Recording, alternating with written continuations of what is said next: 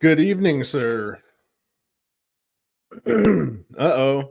Sorry we're late, guys. I was talking to him. It's my fault. I was the one supposed to launch the live, and I was talking to him. So here we are. We're late, and it's my fault. It was joint. Yeah, sorry.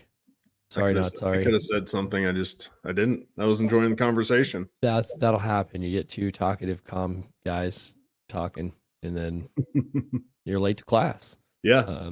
It'll happen, man. So welcome to the show, everybody. Up? Yeah. Hey. Feels like it's been forever. I know. It's been a whole 4 days. It's like one of our longest breaks between Friday and Tuesday, you know. And coming off that doubleheader. Yeah. And Friday I'll be coming to you live from Thermopolis, the hot springs. I heard there's a rhinoceros in Thermopolis. Is that true? At the Holiday Inn? Maybe. There's you don't remember that jingle? Dude, it's like the worst, obviously best advertisement. I remember the Safari Club. Yeah, yep. Yeah, it was like, come on to Thermopolis. We've got a rhinoceros. I don't remember that. At the Holiday Inn. Sorry for my incredible singing, everybody. Yeah, so we're here. Stoked to be here. Most importantly, stoked to have all of you fine folks here. So that's what this is all about. Welcome. How's everybody doing? Yeah, seriously. What's up? Then we'll do some introductions. Yeah, calling you fine folks out. Let us know how you're doing. We would love to hear how you've been, how your weekend was, how your relationship's going, and all that. How your sobriety's going. Yeah. Mostly, I just want to know how you're doing. Even if you're not doing any of those things above, below, left, right that we mentioned, I want to know how you're doing. Hey, Trisha. Hello. This lady's my neighbor. She's not actually, but she is. She lives close by. We found that out later. So she doesn't actually live next to me or anything. But she's nice. Hey, Trisha. Hi, nice lady, Trisha. Yeah, I enjoy chatting with her from time to time. So, yeah. Dude, what are we here for? Welcome to Dylan and the Doc. Jeez Louise. Is that me dinging? Sorry. Better than I deserve. I feel that way some days. Yeah, welcome to Dylan and the Doc. And I think mostly we talk politics. No, we never talk politics. We talk where relationships and recovery meet. Isn't that right? Yeah. Where they meet, where they diverge. Yeah. Which is not that often, actually. They meet a whole hell of a lot more often. They do. I wish we could remember where, because there's only been, I think, maybe 2 points I remember where the diverge happens. Oh, yeah. Hey, that's your guys' homework. Watch all of our episodes and report back and let us know which episodes it was where we had some divergence in the topics. Or don't, because that would take a lot of time. So either way. So yeah, welcome.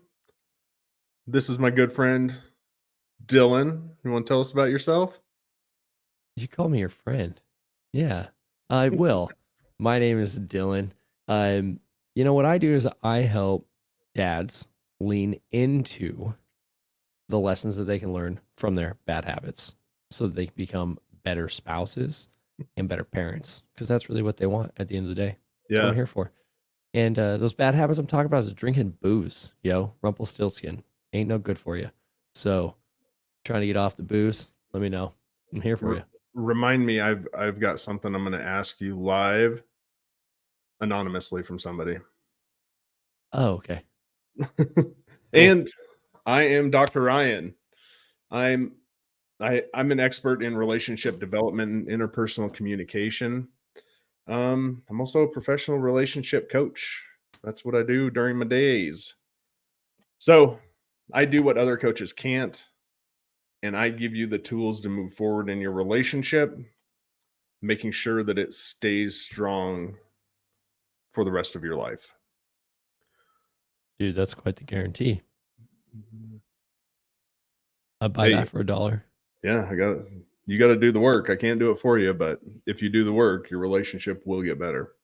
That's what I always tell my clients. I promise you, if you actually do the things that I ask you to do, Yeah. implement them, your life will get better. I guarantee you. I've Yeah. not had a client yet who had a negative outcome from doing the things that I asked them to do. It's never happened. It Yes. won't happen. It's not a thing. Well, that's the thing with coaching. There's really no negative outcomes that are going to come of it once you put effort in. Like, so my biggest thing is there's a consequence for everything you do. Everything. There's a consequence to us for having this show 3 times a week. There's a consequence to going to work. There's a consequence for everything, but everybody seems to view consequences as always negative. Yeah. They're not always negative. There's I love positive that. consequences in life. Yeah. And with coaching, you have positive consequences as a result of being a better person. Damn it. Dang. Oh, I hate it when good things happen to me because I listen to somebody that knows what the hell they're talking about. It's rough, dude. No shit. Well, I mean, I've got a coach, dude. There's shit I don't know. I pay somebody to time travel through that knowledge so that I don't have Yeah. to spend the time to go get it myself, right? There are consequences. Like, I haven't had a piece of carrot cake in like 2 months, which Yeah. for me, that's a record because I picked up sweets pretty heavily, as some of my audience may also resonate with. When I got sober, sweets became the thing that I really enjoyed, and they never left me. They faded, Yeah. but they never left me, which was interesting because sweets weren't really my bag before I got sober. So that's a negative consequence, but the positive consequence is I weigh less and I am stronger than I've been potentially ever, but for sure at least since probably my early 20s. So Yeah. hey, it's worth every penny so far. I mean, it's All those negative consequences. it's not a bad thing. No, Like, not it's at all. good. That, like, I laugh at those people who they'll get on a call with you, like, oh my God, I can't believe it's that much and it's only 2 months long. Like, listen, dude, you're not paying me for the 2 months. You're paying me for the 15 years it took me to figure out how to do it in 2 months. Yeah, and the lifetime value that they get, Yeah. right? Yeah. From that point forward, like you're, Like, it's an investment. yeah. Well, and And when you look in the grand scheme of things, it's not that big of an investment. yeah, because I imagine divorce is expensive, as in I know that it is, like Yeah. tens of thousands of dollars. I think Versus, the average divorce, I did the math a while back. Just the average divorce, without all things considered, is going to run you around $70,000. When you think yeah, about everything that you're adding in, yeah. Hey, I mean, the lawyers, sometimes you have to have mediation. You're Yep. going to have to find a new place to live. You're going to have to split assets. You're going to have therapy for the kid or kids. You're going to have therapy for yourself.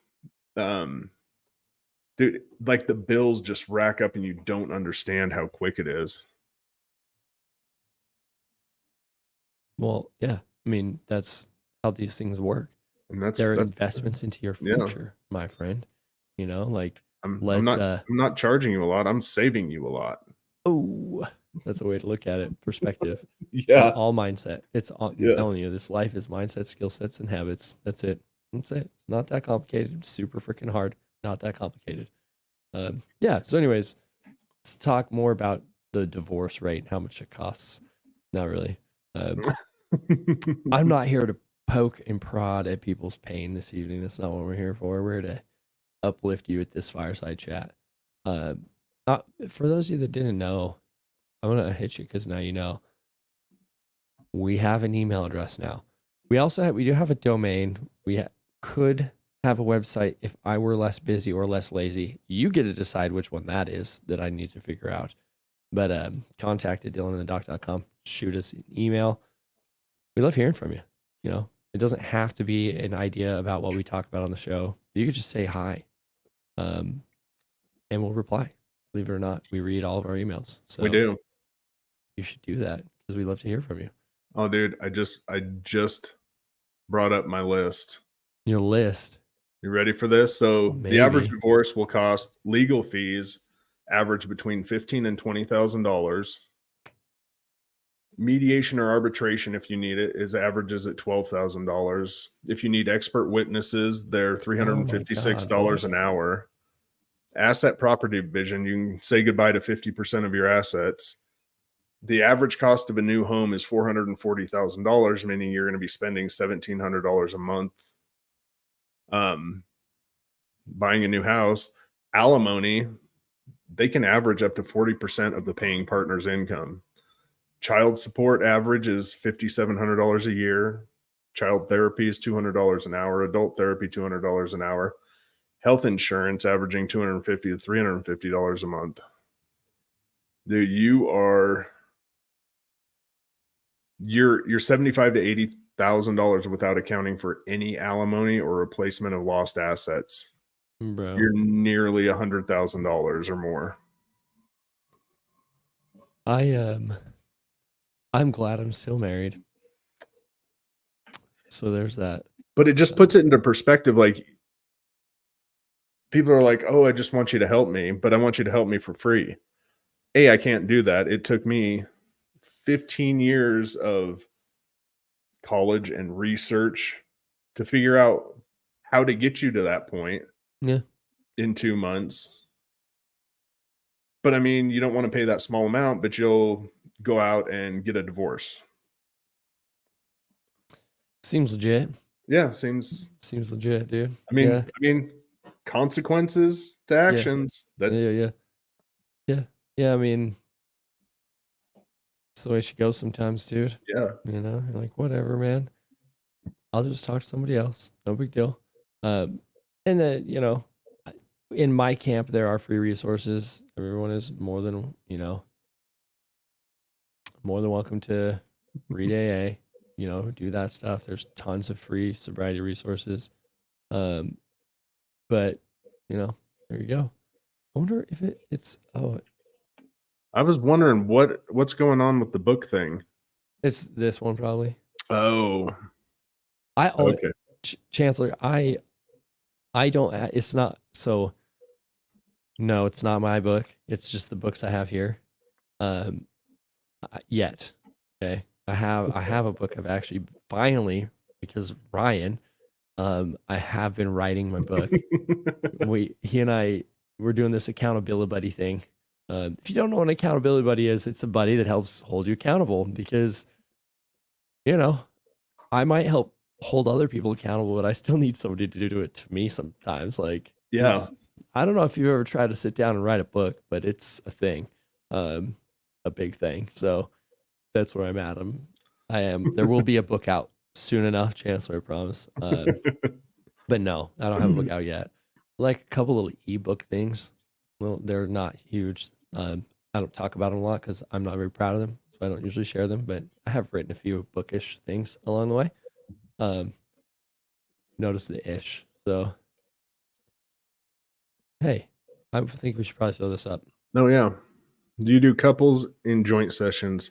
Yes. So I work with individuals or couples, same price.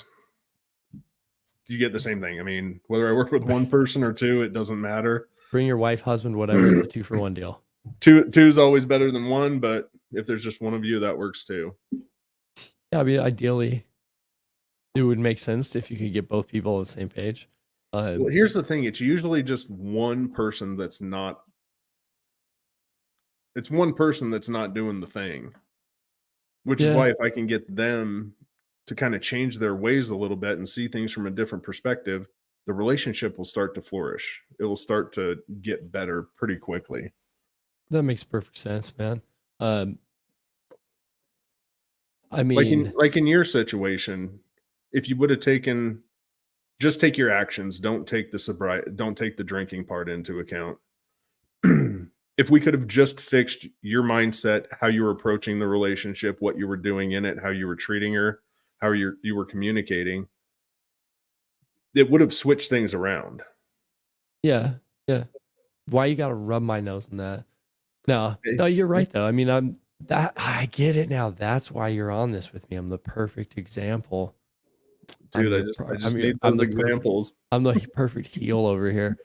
No, but I mean, he's right. I think, I mean, for those of you that have not seen the show before, I almost got divorced, as in got served by a Texas Ranger. It wasn't Walker, Texas Ranger, if any of you are old enough to know what that is. But yeah, Damn. so I got hit with some papers, and it was largely, I loved past tense to blame it on my drinking. I recognize now my drinking was like, it added more fuel to the fire, but it was that I was just a total jackass. Yeah. In my drinking, I decided that drinking Black Velvet was my main chick, and my wife had become my side chick, and that'll make it pretty difficult to maintain a relationship. I'll just throw that out.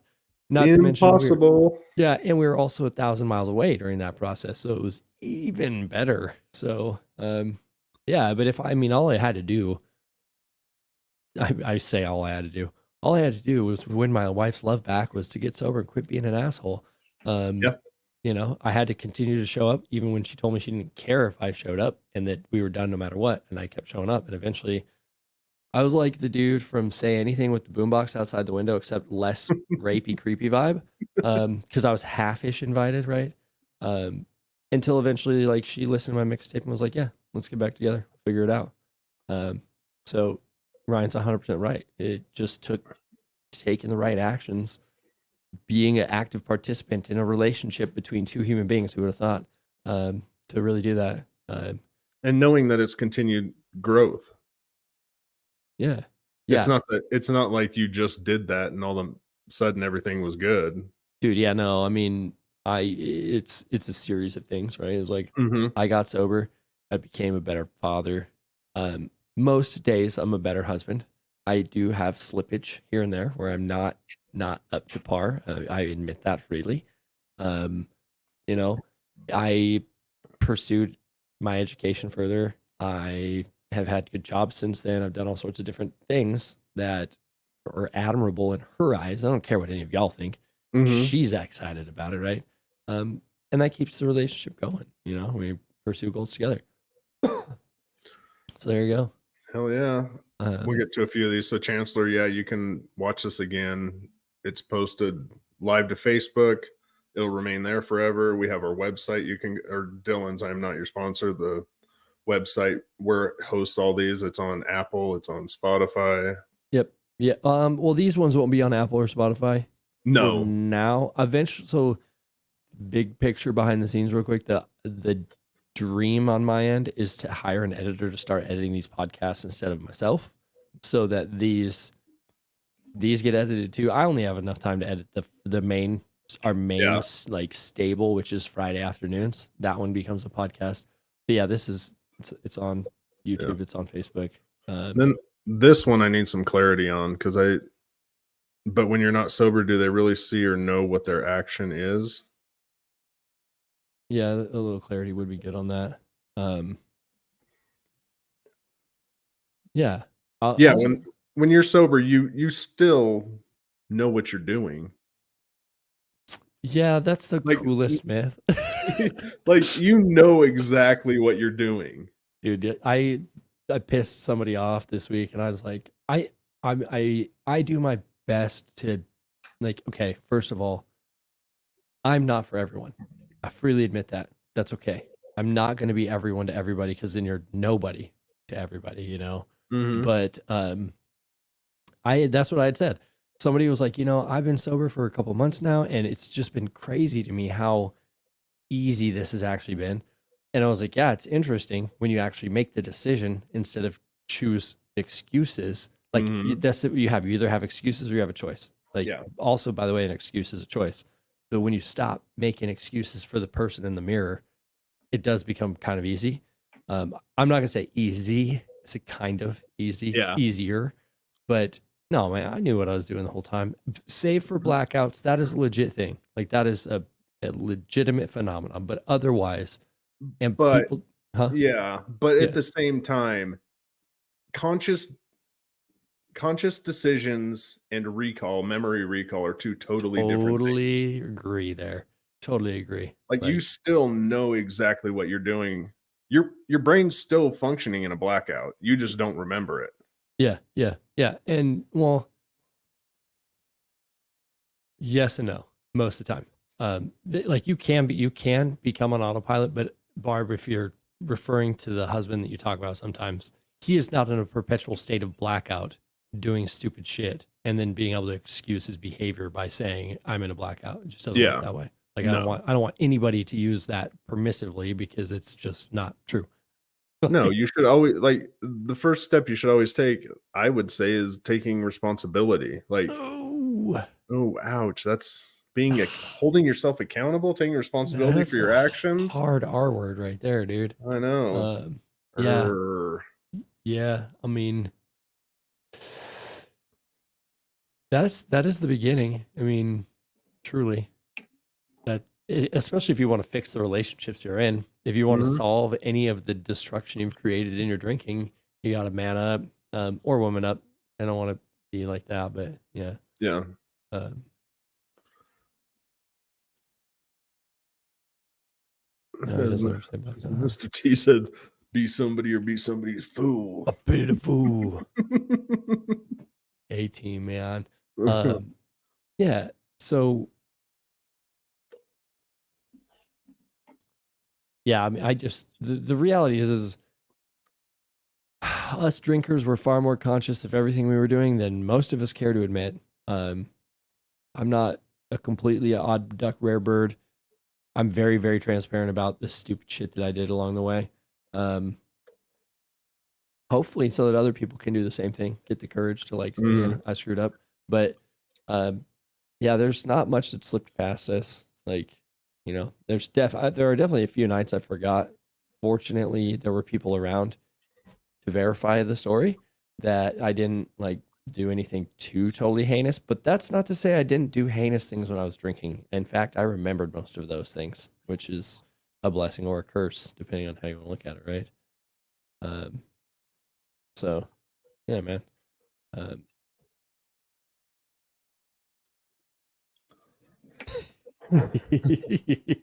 yeah, yeah. I mean, that's it. Yeah, I mean, I'm super duper blessed that I pulled it out before we had to finalize divorce. That's just the fact of the matter.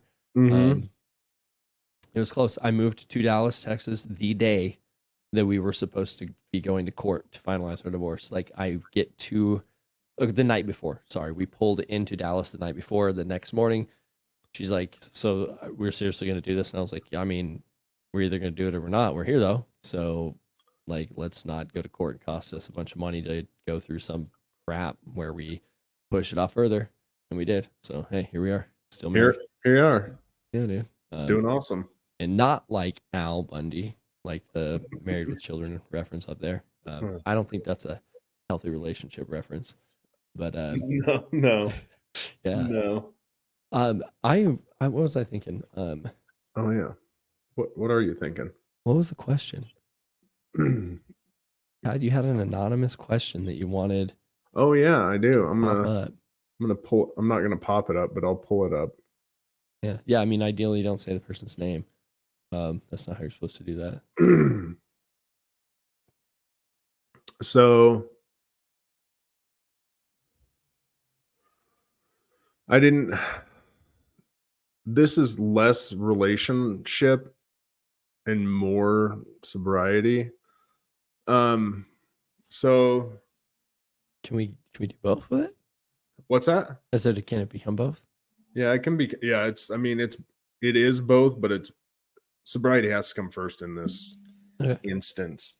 Um. um. Like, something happened. They're not together right now, and he sees that she may want to fix things, but she left the kids at home last night and went to a guy's house and was doing some dope. Not good. No, told the cops he had to find her. Told the cops had to go find her. Kid was home alone and woke up scared. Um, so it went on, and I just straight out, I was like, she's acting this way because she's all fucked up on drugs. She has to get sober if y'all want any sort of future. You have to make some difficult decisions in order to get her some help without placing yourself at risk. You may have to go to her parents to get them involved if things are this bad. Nothing can move forward when she's this messed up. Here's the thing. She's doing dope. He got clean 5 years ago. That's a bummer situation for him to be in right now. Now the kids are in the middle. She's out running around, doing everything. So, like, the biggest thing I didn't like, how do you approach another person to get them the help they need? Like, I think back on my time, there was nothing anybody could have told me or done. Like, that stuff just pushed me further and deeper into the shitstorm. Yeah. Like, I actually had to hit rock bottom, but that's not everybody's. So yeah, because like I did not hit rock bottom. I mean, it may sound like it, like when I tell my story, but like trust me, guys, I had some more in me if I wanted to, and that is the case with a lot of people. In fact, studies have shown that less people hit rock bottom, like the rock bottom, before they get sober than people that do, like end up in prison and that kind of stuff. Because you have emotional rock bottoms, you're hitting. That's what it is like psychologically that you're experiencing. Yeah. Cool thing about them, the reason people do hit rock bottom and get sober isn't like because they've had enough pain or anything like that. It's just that when you hit an emotional bottom, it kind of resyncs your orbitofrontal cortex, excuse me, and your Jesus, come on, amygdala. Sorry, it syncs those things back up, and it allows you to kind of override your unconscious and subconscious mind, which you can't do normally. Yeah. And now, as far as like getting somebody to make better choices, it comes down to the whole joy thing. I mean, and we've talked about you can't always have joy. That's totally legit. But we create a negative feedback loop in the addicted person's mind when we abandon them when they're at bottom. That's so like I'm not advocating for that. I know that a lot of people are like, screw them, they have to figure it out on their own. I don't think that that's it. And scientifically, it makes sense that would actually make the situation worse. But all that being said, there's a reason I do not chase clients. There's a reason that when I say, hey, I've got a coaching spot available, shoot me a message. If you say me and you do not shoot me a message, I do not reach out to you. There's a reason that those things occur. And it's because, unfortunately, for this lady and this guy in the relationship, to a large extent, like 90% of the work has to be made by her to consciously make the decision to do something. And there's very little leverage that anyone from the outside world can place on someone other than locking them up. And that's just a fact of the matter. Well, and that was my next thing. I was like, dude, I didn't say it, but I was like, man, if your kids are in danger, there is no shame in calling. There's no shame in calling the cops. I ain't no snitch, but that's next level. Like that's next level. That's like, not being a snitch. Exactly. That is getting her help. That is helping your kids. You have to stand up for your kids. I have this a story. I don't know that I'll ever share it with anybody. I'm sorry, guys, to leave you with this cliffhanger. I'll probably tell Ryan about it after the show. But like, there was a time I did something that involved some dope and some people needing help and stuff like that, where it was like, I wrestled about getting law enforcement involved for a long time. And then it was just like, dude, this is the only way. Like, this is the only thing that I can possibly do to try to contribute to this situation. There were kids involved. And it was like, I'm not like, if it was just consenting in huge air quotes, consenting dope using adults involved, like I'll let them figure out their stuff alone. But as soon as like there's kids involved, it's like, dude, yeah, sorry, man. DFS needs CPS, whatever you want to call them, needs to be getting involved at this point. And that's where we had to go. So yeah. Yeah, dude, just a bummer. That's a bummer. That's honestly, that's my take on it, is get the powers that be involved further into the situation. Like I like how you brought the parents in. Like if you can get, I don't know, I mean, interventions, the statistics on interventions are atrocious. Yeah. They do not work. It makes for a damn good TV show. But Yeah. beyond that, interventions are absolute horseshit, guys. I'm sorry. Well, and 99% of people don't have the means to put that person onto a plane that very second after the intervention. Like, I think back, if they would have put me on a plane after they talked to me back in my heyday when I was like 20, 21, 22, I would have gotten on the plane because I was hurting that bad. Totally. But like it happened and I just went and ran the streets again.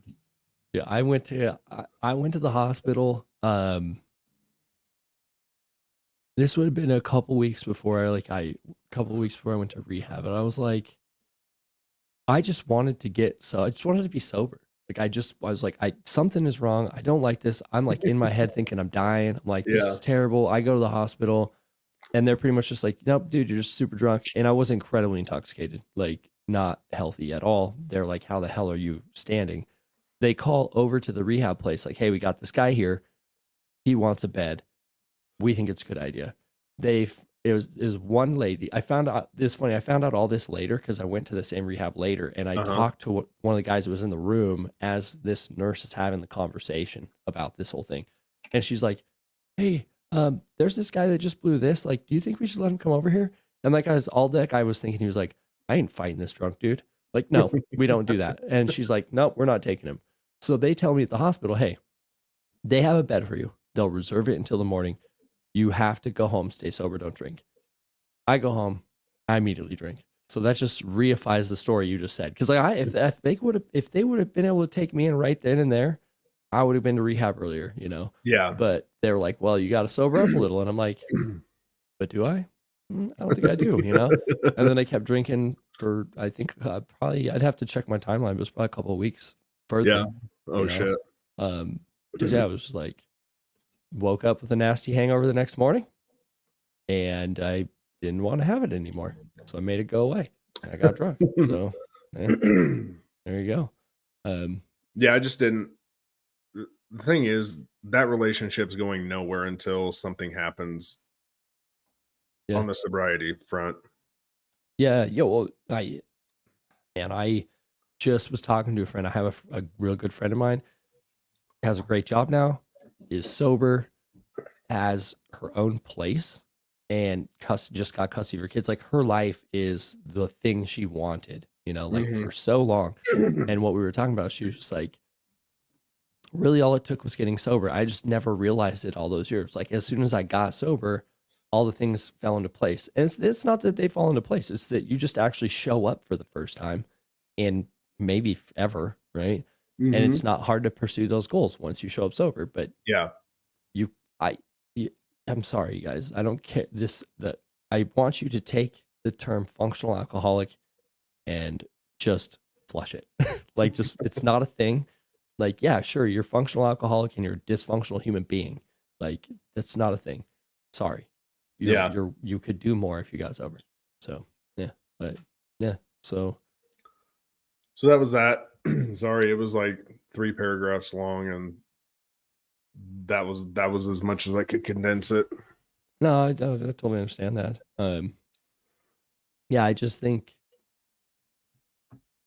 it's just tough, man. I mean, we can't make people do things. I really wish we could. Like I've got family members and friends that are in it. They never listen to a damn thing I say. Like I'm like the least likely person to be able to help them, unfortunately. Yeah. Even though I could if they would let me. But dude, family is the hard one. And friends, they just don't listen. Nope.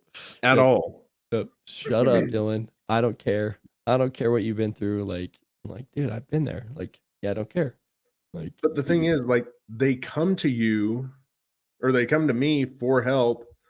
I explain it to them and they disregard all of it. yeah. and the excuses start rolling again. Like the excuses are super heavy Yeah. Yeah. for If you want to, for some reason with people who are that close to you. if you want to know why I charge for coaching people, it's exactly what he just said. Because if we don't pay for it, we don't pay attention. Yeah. I have like I take a lot of courses. I pay for a lot of like digital courses and that kind of stuff. I can't tell you how many free courses I have saved to a hard drive that I have never even looked at. Yeah. Like oh my God, that guy has a course, and then I download it and then I don't do anything with it. Yep. But you catch me spending 5-10 grand on a course, you best believe I soaked it all up. Right. Yeah. So it's the same thing. Cause like the people that hit me, and I'm not saying that people that have hit me up in Messenger haven't gotten sober, because a ton of them have. Yeah. But the likelihood of somebody that hits me up in Messenger doing something, taking action, is significantly diminished compared to somebody that takes their own hard-earned money, hands it to me, and then every time that they don't make the right choice has to think, damn, dude, do I really want to throw that money away? Like, nope, I actually don't. I also really want to be sober. Like, so Yeah. that's part of how it goes, man. What kind of link are you looking for there, Jeff? Yeah. And what are you looking for? If you let us know, maybe let you know. So yeah, 'cause and I I've been got running links.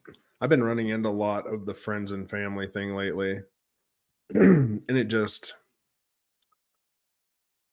Well, it just doesn't work. You want to coach which coaching? which one? Sober coaching, relationship coaching, what are you looking for? I think relationship probably, maybe, because he was asking about couples, right? We'll see. If memory serves you, that's what Yeah. he was asking that. Yeah, dude, I hear you. Oh, Both. Yeah, I set you up with that. Yeah. I'll send you a message after the show. Well, I'm gonna go ahead and highlight his comment real quick on here so that we don't forget. How about that? Yeah. So, dude, It's the like- family thing. Yeah, they want to give you every excuse. Yeah. Oh, it's this, oh, it's this, oh, it's this, oh, it's that. And it's just they excuse themselves right out of their relationship that they're trying to save. Yeah. In my case. Yeah. Yeah, mine, I mean, like if they would have implemented things early on, like they were coming to me and asking for, things would be much different now. Because the few I can think of, it had been like a year they were talking to me. They wouldn't commit to a coaching program. I'm not putting them through it for free, like you said. Like business is business. yeah, sorry guys. But even in the stuff that I did give them, oh, this will never work. Oh, this will never work. That's not going to work. Nice. What? I'm gonna put that up. I don't always do this, but Little pat on the back there. hey, it does work, guys. No, I hear you. I didn't want to cut you off with that comment. If you have more you wanted to add to No, like that was pretty much it. It's just if you would implement it and not, it's just because they're so comfortable with you. Well, I see both. I also see I have them lie to me. That's the thing I see the most. People are just, and I get it, because it is socially it's embarrassing as hell. Yeah. To be like, I have a drinking problem or I have a relationship problem. I did not. I mean, I'm sure there were some people from the outside that knew what was going on, because like my wife and I would go to like a social event and we'd fight like right before we went, right? So it was like there's probably some people that could see chips on our shoulders. Yeah. But by and large, nobody really knew what was going on behind closed doors, because we had the closed hand circle thing that Ryan talks about, where like for the most part, I was not going out and like telling the whole entire world like that my wife sucks or anything, you know. I can't speak to whether she was or not, and really at this point I don't care. It's not my business. I'm not going to ask her. Yeah. But that being said, I see that same thing with my friends and family that have drinking issues. Like they will not open up enough about what's going on for me to be as helpful as I could be, you know, because we're talking about dismantling habits here. And if you're Yeah. bullshitting me about what the habit actually looks like, how prescriptive can it actually be Well, in actions you might want to take? yeah, I'm glad you brought that up. A lot of it is they're telling you what they want you to hear, Uh-huh. and it's not helpful. Yeah. Yeah. Yeah. Like, hey, I sometimes I drink too much. Like, do you think I should Yeah. be worried? Instead Yeah. of, hey, I put down a 12 pack every single night. What should I do? Like, those are two different stories, Yeah. my friend. And the approach I'm going to take with somebody is different too. Yeah. So, It's like I'm struggling in my relationship, and I ask, "Oh, how?" Well, I don't really know. It's just really hard right now. Come on, you know exactly what's going on. yeah, I got a bridge in Brooklyn. I'll sell you, dude. You know, because that's the fact. Like, this is a hard pill to swallow, everybody. So just like take it down with some water. But all of us know what to do. Like we truly do. Like Yeah. I only exist to help you be your own mouthpiece. Truthfully. Like truthfully. And most of the time that is the way I like to operate my coaching because I want other people. I feel like it's intellectual robbery if I don't allow you to work through your problems. Yeah. But so yeah, I mean when somebody comes to me like, well, I don't know why I'm drinking, like, sure. Like, Yeah. let's go ahead and dissect that a little bit. Yeah, But then, yeah. about to get divorced. I'm not really sure what's wrong. I got 5 mistresses and $100,000 in debt because I have a cocaine habit, but I'm not sure why we're gonna get divorced. Can you help me figure it out? Like, hey, I don't know. Maybe it's the mistresses in the habit, bud. Yeah. Yeah, and they don't like being called out on their BS. Yeah. No. Friends and family just don't. No. Nope. It's like, oh, well, she did this or he did that. I was like, well, what did you do? What is your part in this? Like, that person's not here. What's your part? It doesn't did matter you what they do? did. Yeah, what is your part? Everybody plays a part. No. Nobody is a saint. No. Oh, I was a saint. That's why we're getting divorced. Duh. I mean, it's because I was perfect and she wasn't. That's why she filed for divorce because I was perfect and she wasn't. That's my story, and I'm sticking to it. Like yeah. I mean, excuse making is rife. You know, Alcohol can turn a relationship quirk into a bigger picture than it has to be. Yeah.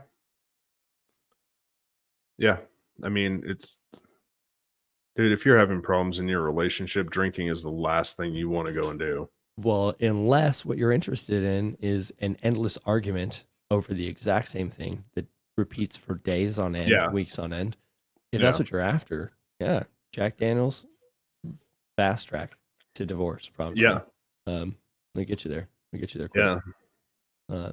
So inability to take responsibility for your actions. And Jack Daniels did pay me to say that, by the way. So first honest marketing piece they've had yet. So you're welcome, Jack Daniels. Oh shit, we're gonna have to get a sponsor link.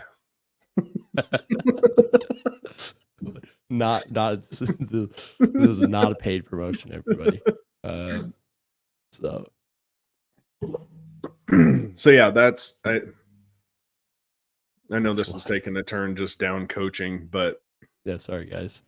Well, nobody's bringing it up, but yeah, nobody's complained. It really like it's heartbreaking for me to know that if you would just and this is what it is, friends and family. I just want to say to him, if you would sit down and shut up and listen for 2 seconds and take a little bit of responsibility, we can get things fixed. But they want to play the blame game. They want to play the excuse game. They want to play the judging game. Instead of using that R word. I know. Instead of just looking at their position in the relationship and what they did. Like, you can't control somebody else's behavior. You just can't. Yeah. You have zero control over it. You also can't make them understand you. The only thing you can do is try to understand them. Totally. And that's oh man, that's one of the hardest conversations for me to have with people, um, because sometimes it can almost feel like, especially when it's a spouse, because I do have quite a few spouses that will hit me up, and it's like I am not victim blaming. Okay, like that is not the conversation we're having, but it can definitely look like that or feel like that, and I'm like, that's not what I'm doing. What I'm saying is the only way he or she will listen to you is if you spend a lot of time listening to them. And I know you Mhm. don't want to do that. And you're mad and they're mad and everyone's just mad. But if you want to maybe have any iota of a possibility of them making a smarter choice because of a conversation you had with them, it's going to be a conversation where you spend a lot of time listening. Like, Yeah. my wife and I had that. Like, actually, we didn't have that talk until probably like 6 months ago. Remember, just like it was yesterday, we were Red Robin, leaving Red Robin, and I was like, I kind of told her, I was like, I know why you did what you did, and Mhm. I don't resent my wife for her decision to leave or anything like that. In a lot of ways, it's very possible that's the only way that it could have worked. Yeah. I just wanted to voice the not even opinion, like at this point, like it's documented fact, like, hey, when we leave a partner to try to get them to change, that is not usually the outcome. Like that No. is, I just want to point that out. Like I am not the rule. I am the exception. Yeah. Because most people, when they have relationship loss, like if this is in the book I'm writing, I track like all these relationships I lost on the road to my downward spiral. Like they correlate. I mean, I can't say they cause it because, hey, correlation, causation, not the same. Yeah. But they're tracking.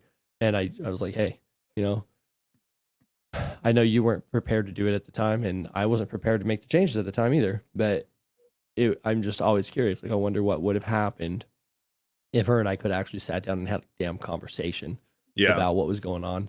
If I could have been honest about what I'm going through, because there's like reasons. Like there are reasons. Like I'm not saying Yeah. I didn't have to go to my childhood trauma and drag all these skeletons out to figure out how to get sober. But there was some stuff going on. Mhm. Everybody has that going on. Yeah. But yeah, so it was just an interesting thing to recognize years later, like, hey, probably not the healthiest way to try to get somebody to get sober is to like kick them to the curb and like bail on them. So But again, not victim blaming. sometimes you have to. Yeah. Well, and I think that's why I don't resent her. It's like, hey, at some point, I overstepped her boundaries so far that the Yeah. only way she could do anything was to remove herself from the equation. And I Yeah. get that. I totally Yeah. get that. So, like, hey, good for you. I'm sober now, thank God. So, yeah. So, yeah. Even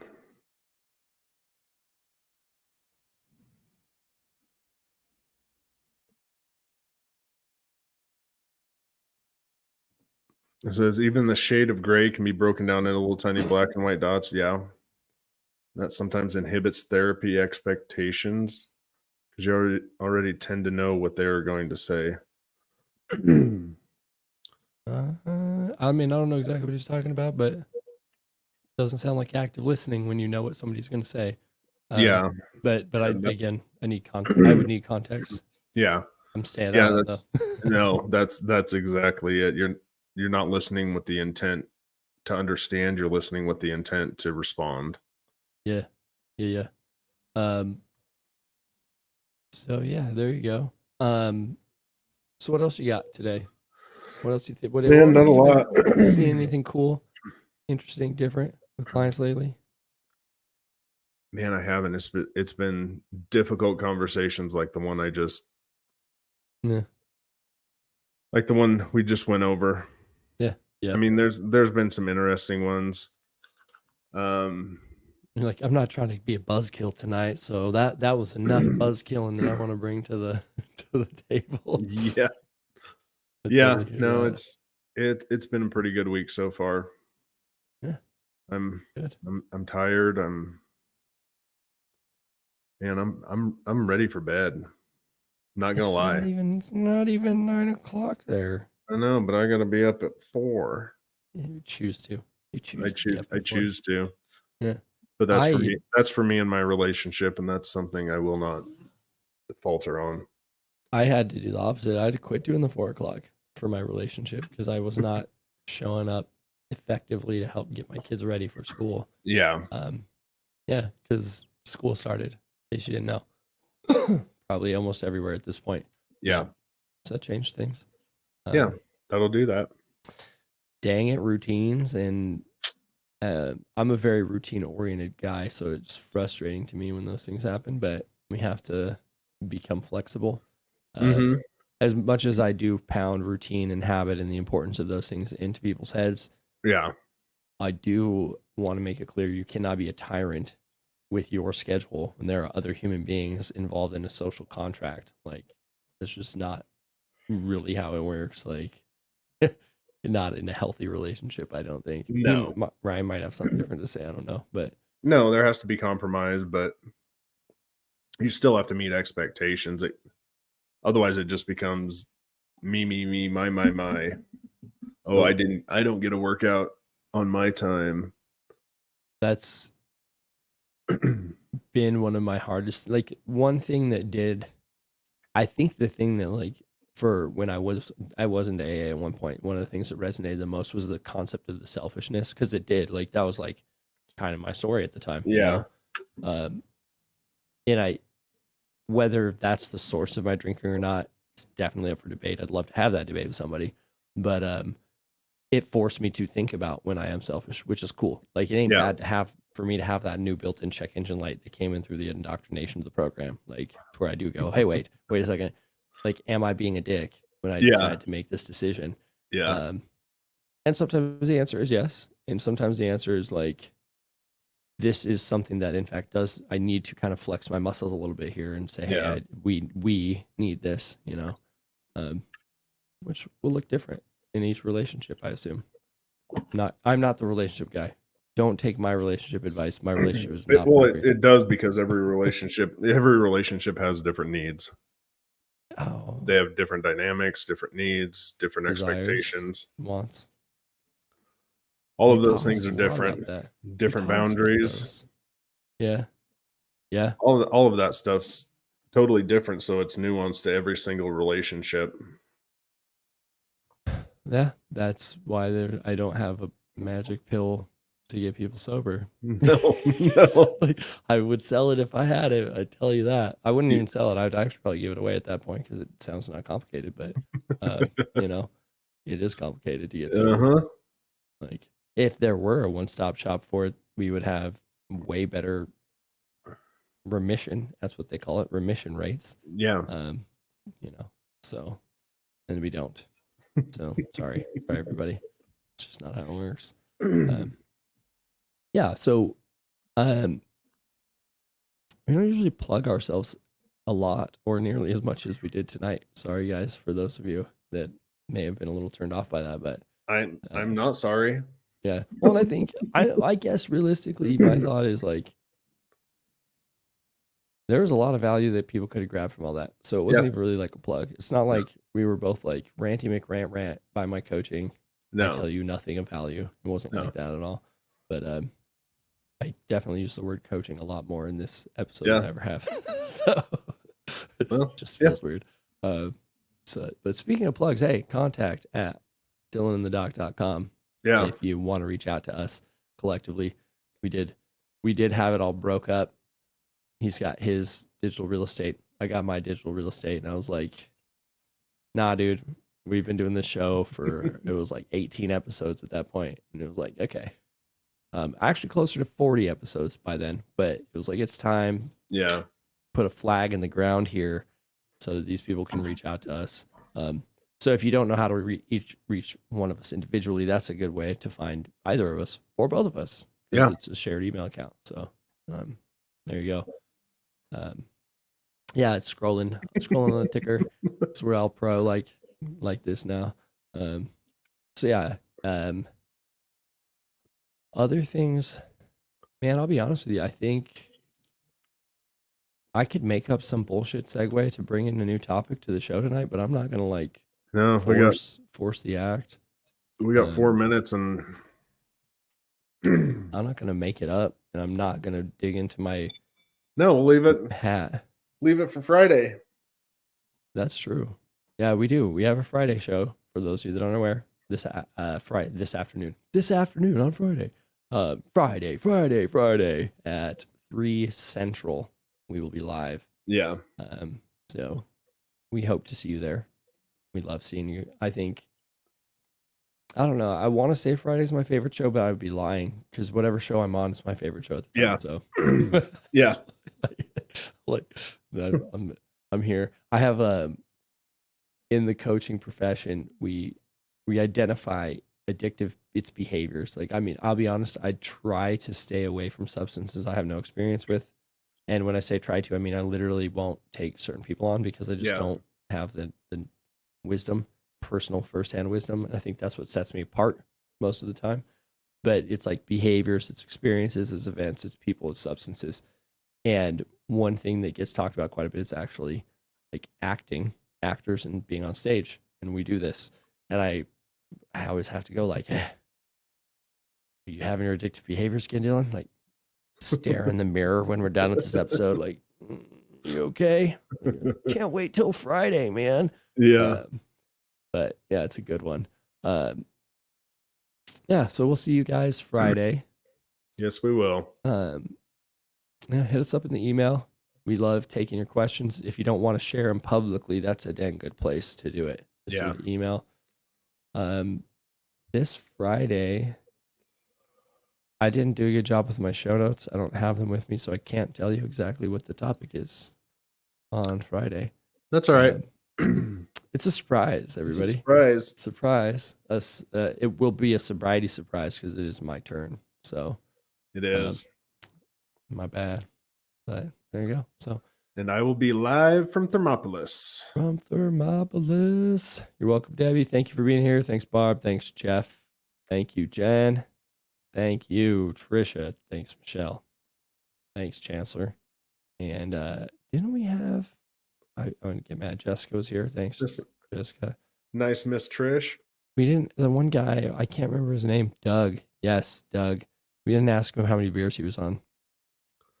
Dropped the ball there, Doug. If you're still listening, hope you are at 4 beers or below still at this point because I know you're weaning yourself off. So, anyways, catch you guys later, as in on Friday. So, bye.